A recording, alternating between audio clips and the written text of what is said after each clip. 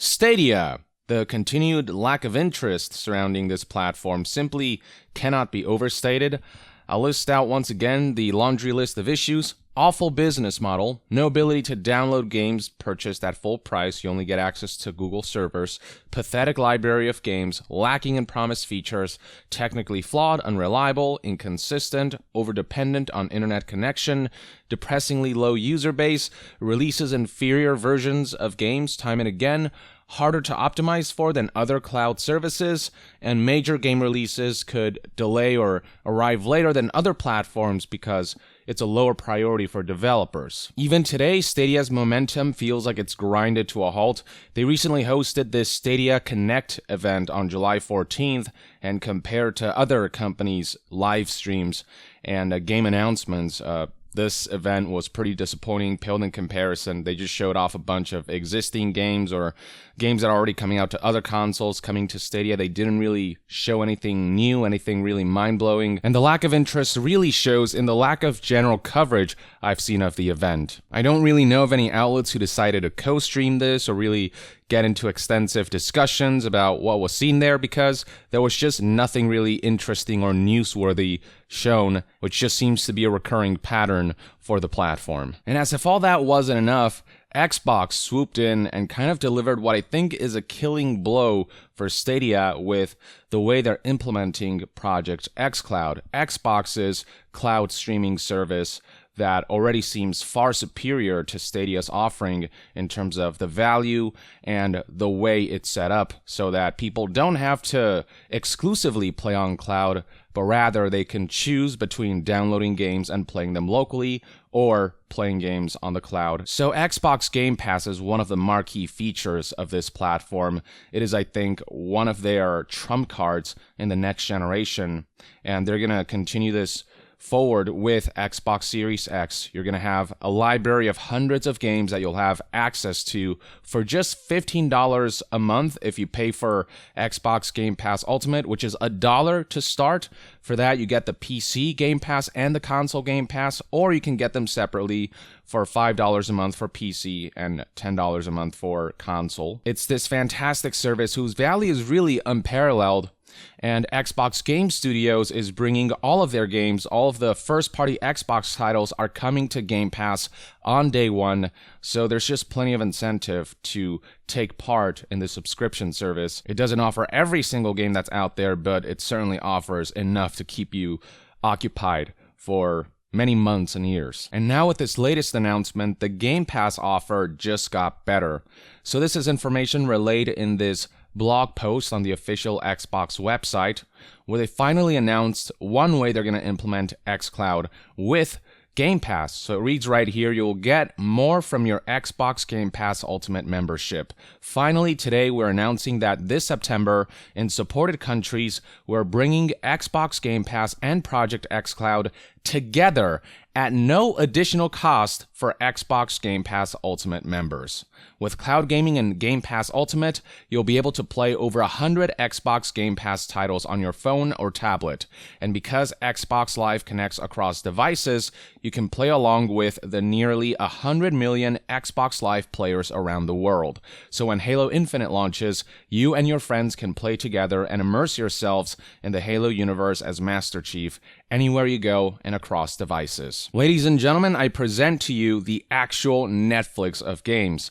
That's what a lot of people were hoping Stadia would be, that for a subscription price, they would offer a library of games that you can stream, kind of like how Netflix, for a monthly fee, offers a large library of movies that you don't own, but because you gain access to so many of them to such a large volume, a lot of people deem that price point worth it and the service valuable. Stadia, on the other hand, $10 a month for 4K HDR and 5.1 surround sound, and then you have to pay full price for games released on it, which is just an awful business model. There's simply too many drawbacks to cloud gaming right now for people to fully commit to purchasing games at full price that only grant cloud access rather than both cloud and local download. Now, Stadia Pro does offer free games that you can claim every month, but if you miss that deadline, if you weren't a Pro subscriber when those games are free and the deadlines pass, then you can't claim those games anymore, kind of like how PlayStation Plus does it. Whereas with Xbox Game Pass, some games do rotate in and out, but for the most part, you do gain a constant access to hundreds of games as part of the Xbox Game Pass library that you can just download locally, whichever one you pick and choose, so long as you're paying that subscription fee. There is no limitation on that front in terms of having to claim games. They're just readily available and accessible to you. It really is the Netflix of games, and now with xCloud being implemented with Xbox Game Pass Ultimate, that's just $15 a month, $5 more than Stadia Pro. You gain access to the whole library of Xbox Game Pass titles, hundreds of games that you can both download locally or play on the cloud. And the value of that $15 package just became that much more compelling. And beyond that, it renders Stadia useless as a service. Why on earth would I ever pick Stadia over Xbox Game Pass Ultimate implemented with xCloud? I would pay $5 a month more for access to hundreds of games that I can also download locally versus $10 a month for Stadia Pro for just 4K HDR and 5.1 surround sound when I still have to pay $60 for each individual title, or full price, or whatever discounted prices might be at the storefront. Everything Stadia should have done with their business model is what xCloud is doing, backed further by the Xbox brand, the Xbox games, and the Xbox user base. xCloud hasn't officially even launched yet, and it already feels like it has a huge advantage over Stadia. It feels like it just killed Stadia, rendered it useless. Now, it does seem as though this Game Pass xCloud integration only applies to those who get the Game Pass Ultimate membership. So if you only get the PC version of Game Pass at $5 a month, or the console version of Game Pass at $10 a month, it doesn't seem as though xCloud will be included with those. So there might be a separate xCloud subscription that you can just get on its own, but Ultimate kind of packages everything into one place: PC and console Game Pass, Gold membership, and xCloud for that $15, which has a starting point of $1 for the first month. So Ultimate really is the one to get if you own both PC and console and are curious about cloud gaming and want an Xbox Live Gold membership. Wait, we do have some information on that front via news outlet The Verge, who got to interview Phil Spencer about xCloud.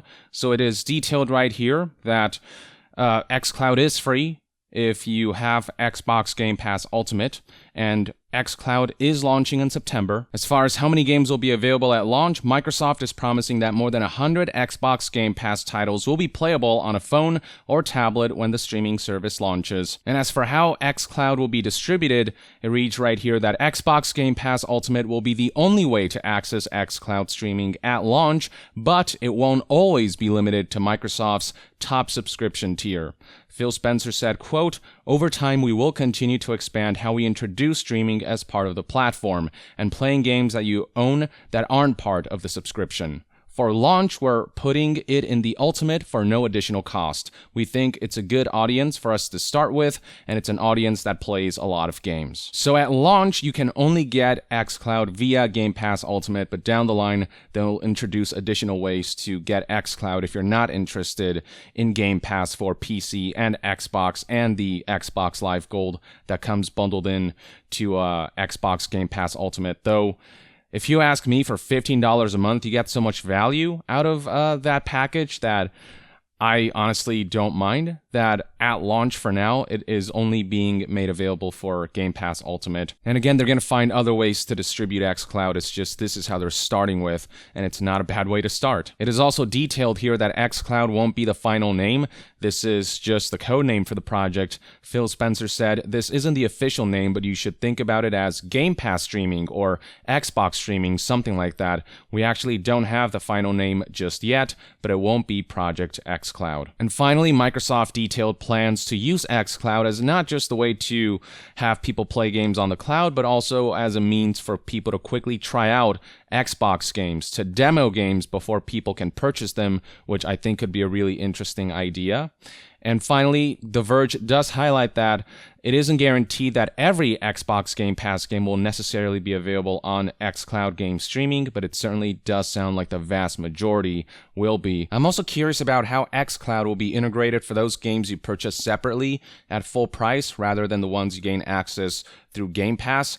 I suspect that if you get Xbox Game Pass Ultimate and have that xCloud membership, any game that you purchase separately that does support xCloud will be able to just allow you to access those games on the cloud. I think it is going to be up to developers to decide whether they want to integrate their game into xCloud, though from what I understand, Microsoft made it super easy to do that. Basically, if your game runs on an Xbox One or Series X, if it's been optimized for those consoles already, adapting those to the cloud will be a breeze. It's such an easy step that there's really no reason for developers not to do it, so I suspect we're going to see most games go to xCloud. You're just going to take the games that you already bought and then have that option of inserting the disc in your console and playing it there, or downloading it digitally and playing it locally, or engaging with xCloud and playing it on the cloud. Again, it's this beautiful marriage of both local hardware gaming, which is not going anywhere, and cloud, rather than pursuing Stadia's strategy of pay for games again at full price, only just play them on the cloud exclusively, which nobody wants to do, given how many flaws cloud gaming has still. Another competition for Stadia is GeForce Now, which also feels like a superior platform to Stadia. You just take the games you already bought on your preferred platforms like Steam and get to play those on the cloud in remote desktops hosted by NVIDIA for like $5 a month. You can either take those games you purchased on Steam and download them in your preferred computer, or engage with GeForce Now, play it on the cloud, and you have that choice, that beautiful marriage of both of these worlds, rather than a rift and a competition between them. Not to mention that both GeForce Now and xCloud actually have games. GeForce Now supports many more games than Stadia does. xCloud obviously has the first-party games and plenty of third-party games participating in both Game Pass, and no doubt they'll participate in xCloud as well. Stadia, it's been out for a couple months now, and its library of games stands at around 50, consisting of mostly existing titles that are already out on other platforms. xCloud in particular is really going to drive cloud gaming forward with the way it's being integrated with Game Pass, the way they're supporting xCloud with all of their first-party titles coming to xCloud and Game Pass on day one. I mean, they've got a really great recipe here, and Stadia is really going to have to overhaul their business model if they intend to compete with this. A far more compelling proposition than anything Stadia's ever offered. But that's just one man's take on the Game Pass Ultimate and xCloud integration. Let me know in the comments below what your thoughts and opinions are on all of this, and to be further updated on all things gaming news, reviews, and discussions, stay tuned right here on Young Yeah.